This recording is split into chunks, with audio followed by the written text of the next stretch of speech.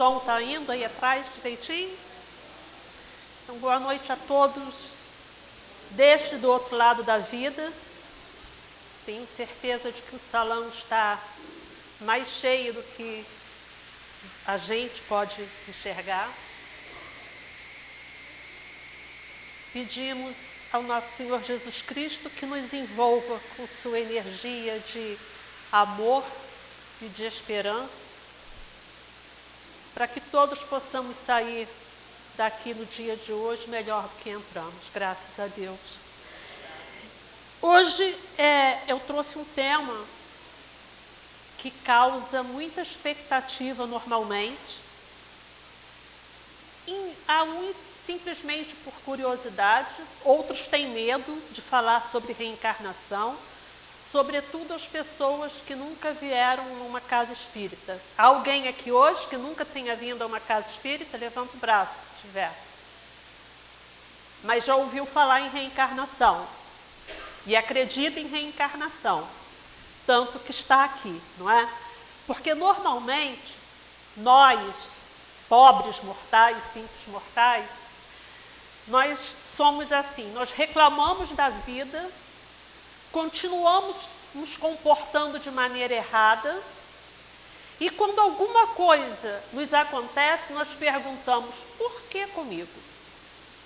Por que eu? Essa semana mesmo, foi ontem ou antes de ontem, passou no jornal que uma mãe de um bebê de 19 dias ficou aflita porque, amamentando a criança, percebeu que ela estava sufocada, sem respirar.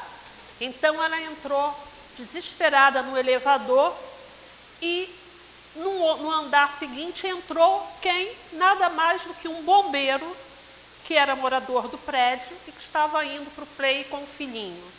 Então ele pegou a criança, fez todos os procedimentos e a criança ficou bem, sem maiores problemas. E essa mãe, ela falou: por que comigo? Porque cada um de nós tem que aprender alguma coisa. Nós não estamos aqui nessa escola da vida para passarmos em branco. Não estamos aqui para recreação.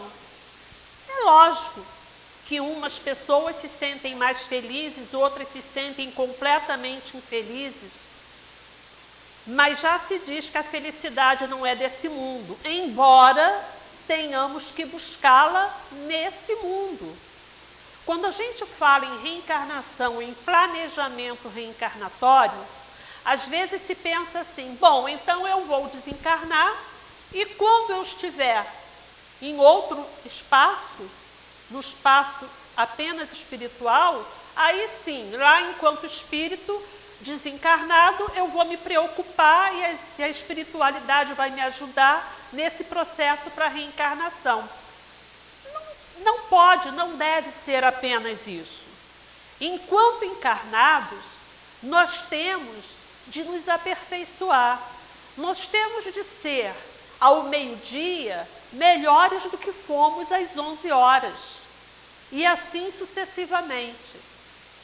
Porque só dessa forma é que nós podemos atingir a uma lei de Deus fundamental, que é a lei do progresso. Então nós temos de reencarnar para que o nosso espírito progrida. Eu vou usar uma metáfora de escola. Como professor eu gosto, de metáforas escolares. Você pega uma escola grande, um centro universitário, que normalmente tem de maternal até a pós-graduação. No intervalo, no chamado recreio, você tem todos os alunos no pátio. São diferentes, porque um é pequenininho, outro é maior e assim vai. Na hora que toca o sinal e que esses alunos têm que ir para a sala, eles não vão para a mesma sala. Cada um vai para uma sala específica. E em cada uma dessas salas, eles aprendem conteúdos diferenciados. Depois, eles são cobrados, eles fazem uma prova para mostrarem aquilo que sabem. Os que aprenderam, progridem, podem ir para uma classe mais adiantada. Aqueles que não demonstraram aprendizado vão repetir aquela mesma classe. Somos nós. A cada reencarnação, nós podemos ir para uma classe avançada ou repetirmos aquela classe da encarnação anterior. Ou não importa que encarnação anterior. Então, nós temos sempre que procurar nos melhorar, para corrigir. Por exemplo, se em uma encarnação você não aprendeu a virtude, você vai ter que vir, vai ter que reencarnar para aprender o que é virtude. Se você não aprendeu a amar, você vai ter que aprender a amar. Enfim, todos nós vamos ter de chegar ao mesmo nível espiritual. Todos nós temos de progredir, temos de aprender. Uns vivem 1 hora, 1 minuto, quando encarnam. Quantas criancinhas, quantos bebês encarnam e morrem? Outros vivem 105 anos, outros vivem 70, 60, 50. E o que essas pessoas aprenderam? Será que em uma encarnação a gente consegue aprender tudo? Será que em uma encarnação nós conseguimos realmente nos comportar como falamos na oração? Seja feita a vossa vontade, assim na terra como no céu? Todo mundo fala na hora que reza, mas ninguém se comporta de verdade assim. Porque quando chega a vontade do Pai, todos nós reclamamos. Ah, mas então eu vou aceitar os problemas rindo? Não se trata de aceitar os problemas rindo. Se trata de agradecer a oportunidade de estar passando por isso ou aquilo. De ser grato. Porque, imaginem, eu não sei quantos bilhões de pessoas existem no mundo, mas a gente sabe que é muita coisa. E tem muito mais do que isso de espírito querendo reencarnar. E não tem essa oportunidade de reencarnar. Ainda não está tendo a oportunidade de reencarnar. Nós somos seres privilegiados. Por mais problemas que cada um de nós tenha, nós somos privilegiados. E temos que aproveitar, valorizar a oportunidade que cada um de nós está tendo. E nós não fazemos isso. E Deus pede tão pouco, é tão pouco que é pedido para a gente, é amar ao próximo como a ti mesmo. Mas será que a gente se ama de verdade? Será que quando eu estou comendo absurdamente coisas que eu sei que fazem mal a qualquer ser humano, eu estou fazendo por amor a mim? Eu estou me amando?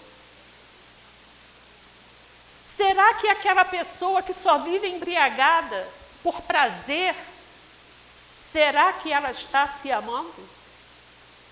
Uma pessoa que não cuida do próprio corpo, que não tem cuidado com a própria saúde, não se ama. E não tem como amar o próximo como a si mesmo.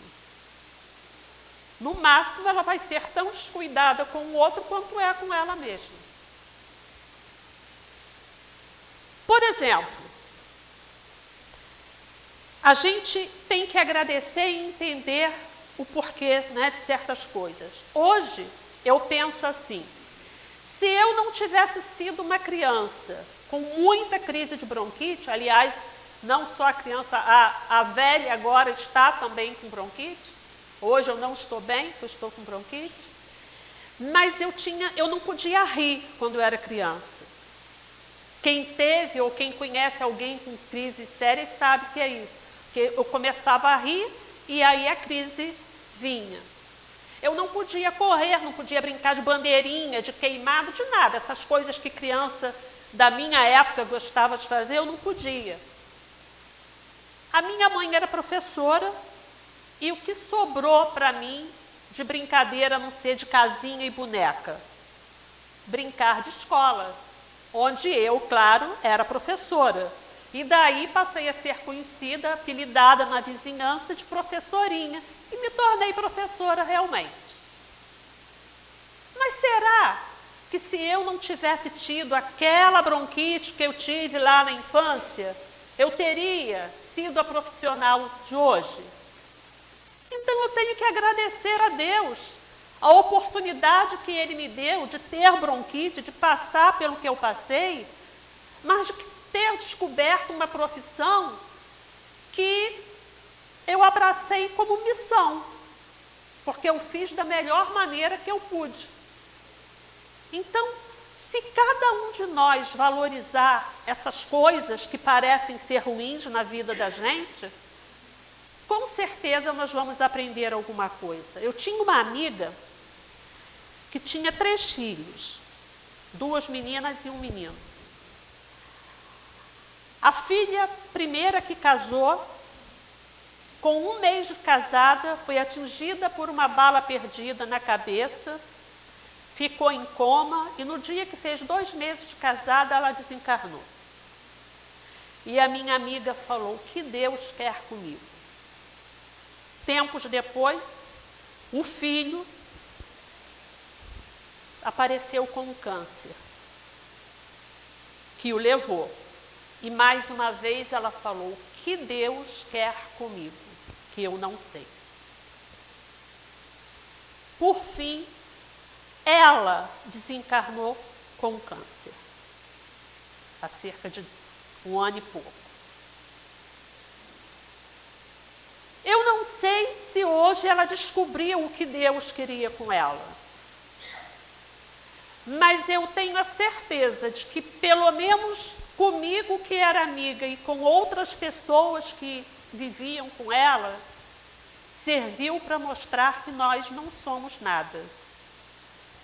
E que temos que aproveitar todos os segundos da vida da gente da melhor forma possível. Nós, da Casa Espírita, temos o hábito de nos tratarmos de irmãos, porque todos somos irmãos, ou pelo menos todos deveríamos nos comportar com qualquer pessoa, independente do lugar, realmente como irmãos, como família espiritual.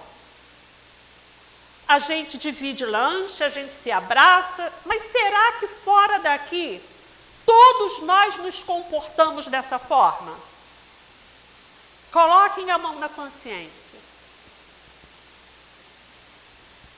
Será que quando você está sozinho, pensando nas pessoas, pensando na vida, você pensa nas pessoas como se elas fossem realmente seus irmãos?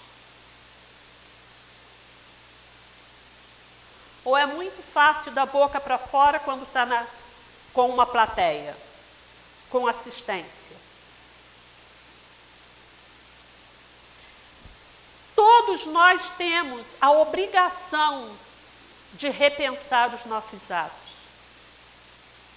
de repensar a maneira como se trata o pai e a mãe, sobretudo na velhice, de repensar a maneira como você cuida do seu filho, da sua filha.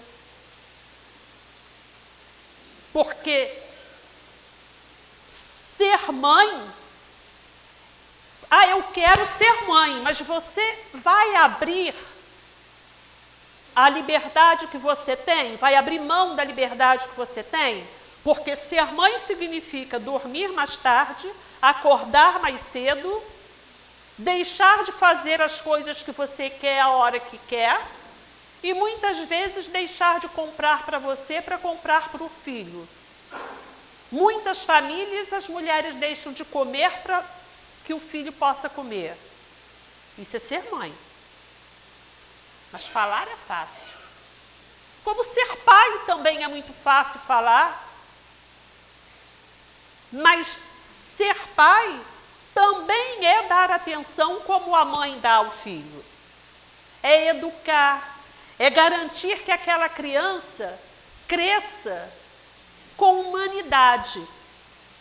É corrigir, é observar o crescimento do seu filho para perceber em que momento ele está deixando aquele espírito velho aparecer e querer externar as experiências anteriores, que ele não sabe, obviamente, que são experiências de outras encarnações, mas que ele quer externar nessa nova encarnação. Onde está a responsabilidade dos pais para observarem essas coisas? Para pegar o filho e não punir, mas corrigir. Olha, você está querendo fazer o que bem entende, eu falei que você tinha que chegar às 10 da noite, então da próxima vez você vai chegar às 8. E se não chegar às 8, você vai deixar de sair. Porque cada um de nós faz o que quer com o nosso livre-arbítrio. Nós temos a possibilidade do caminho do bem e do caminho do mal, a escolha é nossa. Mas a colheita também é nossa. Só que quando a gente é criança, os pais têm a responsabilidade de encaminhar. Depois de adulto, cabe aos pais lamentar e rezar. E muitos procurarem a casa espírita. Porque depois de fazerem simpatias, isso e aquilo, eles terminam procurando a casa espírita. Sabe por quê? Porque o espiritismo é consolador. Ele tem mais explicações, ele não é tautológico, não é. É assim porque é assim. Ele procura explicar as situações e isso conforta a aflição das pessoas. E a espiritualidade está aqui para abraçar a cada um desses espíritos encarnados ou desencarnados que passam necessitando de um alento. É para isso que a casa espírita existe. E o nosso Pai, o Deus Todo-Poderoso, ele faz a mesma coisa, ele corrige, ele não pune. As leis de Deus não são leis de talião, dente por dente, olho por olho. Do contrário, a terra seria uma terra de banguelas e cegos, porque todos nós fazemos e fizemos muitas coisas erradas. Então, é correção. O que eu não aprendi, eu tenho que aprender. Deixa eu ver se eu tenho aqui para dar um exemplo para vocês. Faz de conta que isso daqui é o livre-arbítrio. Todos nós temos livre-arbítrio. Todos nós. Acontece que o seu filho também tem livre-arbítrio. Lógico. Aí ele faz alguma coisa errada, você vai corrigir o seu filho, não deixa mais ele chegar tarde em casa. Então você limitou o livre-arbítrio dele. Ele continua fazendo coisa errada, você vai limitando o livre-arbítrio dele. E você vai limitando até que ele não tem mais poder de escolha. Assim acontece conosco. Deus faz a mesma coisa conosco. Nós encarnamos e não fazemos bom uso do nosso livre-arbítrio. O que vai acontecer? Vamos reencarnar sem termos a possibilidade de usar amplamente o nosso livre-arbítrio. Nós vamos ficando limitados em relação ao uso do nosso livre-arbítrio. Como é essa limitação? Ela pode se dar de diversas formas. A gente pode nascer com defeito físico, pode nascer com uma deficiência mental. Por exemplo, tem a história de um espírito que ele, todas as vezes que reencarnava, ele se matava.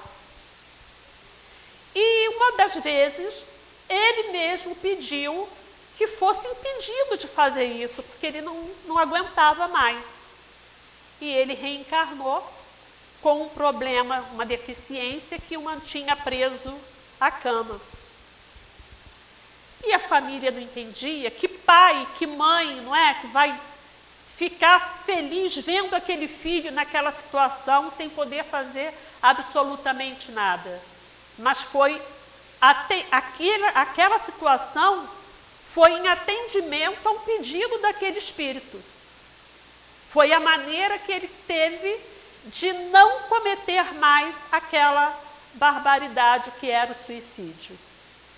Então, a gente tem que ver como as coisas acontecem. Por exemplo, no livro Céu e a Terra, no capítulo 13, eles falam sobre a reencarnação de Segismundo. Segismundo tinha matado Adelino para ficar com Raquel, a mulher de Adelino. E o que aconteceu? A Raquel virou alcoólatra e caiu na prostituição.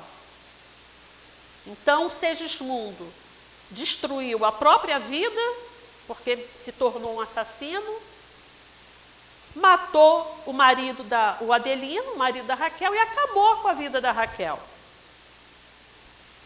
Qual foi o acordo feito para que eles reencarnassem? Houve uma reunião, porque nada é por acaso. Ninguém nasce por acaso. Eu não pedi para nascer. Adolescente fala isso, não é? E até adulto. Eu não pedi para nascer. Não, você não pediu. Você deve ter implorado muito para nascer. Porque tenham certeza que todos nós pedimos e imploramos, sim, pela oportunidade de nascer. E aí, tem espíritos que são tão terríveis, cometeram tantas atrocidades, que eles não têm condições de participar da organização da reencarnação. Então, espíritos bondosos, porque todos nós temos espíritos, os chamados anjos da guarda, ou guia, guardião, como queiram, que gostam realmente da gente e que planejam, não, eu vou avalizar isso aqui e ele vai reencarnar e determinam as situações desse reencarne. Foi feita uma reunião para o reencarne de Segismundo. Raquel, o espírito, né, de Raquel e de Adelino, eles tinham casado na outra encarnação e tinha que nascer o Segismundo tinha que nascer, porque esse foi o acordo espiritual que eles fizeram. O Adelino aceitou ser pai do assassino dele, daquele espírito que tinha sido o assassino dele. Só que, graças ao véu do esquecimento, obviamente, o Adelino não se lembrava disso. Mas todas as vezes que se aproximava a oportunidade de eles conceberem esse novo bebê, o espírito do Segismundo estava lá, na casa deles, aguardando, porque na hora da concepção, o espírito já fica ali. Por isso que fala, mas ainda nem é um bebê, eu posso abortar? Pode não. Já é um bebê sim, já tem espírito ali, sabe? Então, o Segismundo chorava com medo de reencarnar como filho de Adelino, e o Adelino, por sua vez, ficava também com medo de não corresponder às expectativas a tudo que ele tinha prometido.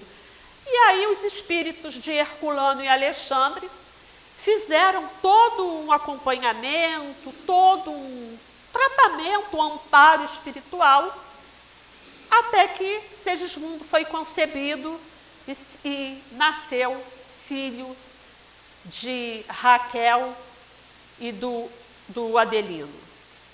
Então, nós somos assim. Nem sempre a gente reencarna naquela família cuja relação foi de extremo amor. Pode ser? Óbvio. Mas nós podemos ter como filhos amados, venerados, aquele que foi o nosso torturador, o que nos matou. E isso é que é muito legal. A providência divina é tão boa, é tão perfeita, que ela não deixa a gente se lembrar dessas coisas. Porque só assim é que nós temos oportunidade de nos corrigirmos, de nós amarmos quem antes odiamos, de nós darmos a vida a quem tirou a nossa vida, ou de nós amarmos aquele que nós matamos. É tudo perfeito, nada é por acaso.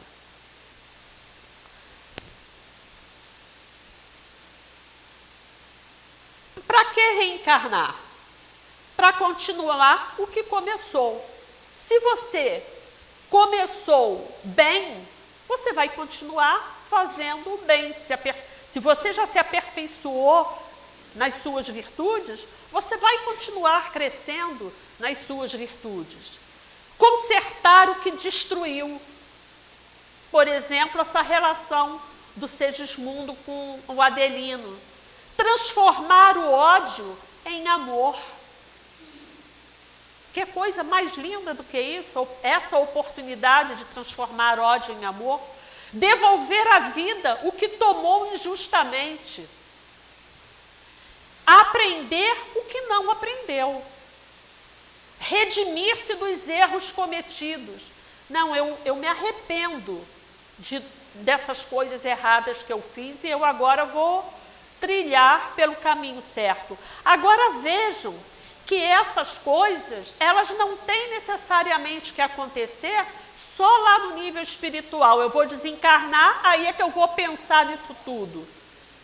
Muitos dos nossos sofrimentos, muitas das nossas aflições se dão por atitudes nossas cometidas nesta encarnação. Se vocês pararem para pensar na vida de vocês, vocês vão ver que muitas coisas aconteceram por imprudência, por falta de cuidado em determinados comportamentos, determinadas atitudes. Então, nós somos herdeiros de nós mesmos. Temos que ter cuidado com o que fazemos. Aprimorar sentimentos, desenvolver outras potencialidades, porque o leque é aberto. Você vai aprender. Por que uma criança... outro dia estava rodando aí no WhatsApp, não sei se alguém já viu, um menino na Europa, se não me engano, que ele canta, ele atinge a um nível angelical. Aquela criança não nasceu cantando, não foi à escola para aprender a cantar. É dom de Deus. A nossa amiga, nossa irmã aqui, que canta, sabe? Ela abre a boca, eu fico olhando, gente, é merecimento, sabe? Ninguém chega a ser um expoente, ninguém é um Gandhi, uma Madre Teresa de Calcutá, um Chico Xavier, à toa.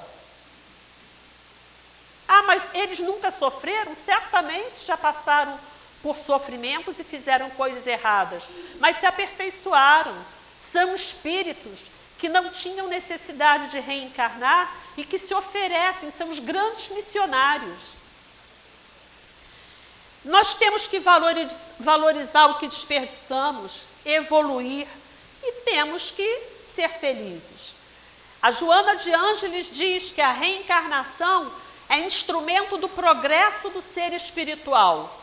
Longe de ser uma punição, a dádiva do renascimento corporal é bênção do amor, auxiliando o espírito a desenvolver os recursos que lhe jazem latentes.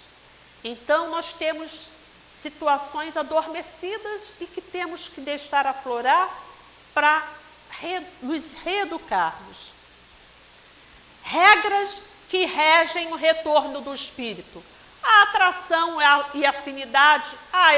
É uma família muito afetiva, vai voltar ali. Ou, no caso do Segismundo, do Adelino, da Raquel, os antecedentes do espírito, dívidas morais, afeições, méritos e deméritos, o novo papel que irá exercer, Daí surgem preferências e necessidades por escolha de sexo, de raça, de nação, enfim. Como você vai nascer, aonde você vai nascer. Porque cada um de nós pode escolher o tipo, o gênero da prova. Não vai escolher exatamente o que vai acontecer, não nos cabe. Mas a gente sabe o que vai passar. E, para finalizarmos, eu trouxe a oração da serenidade.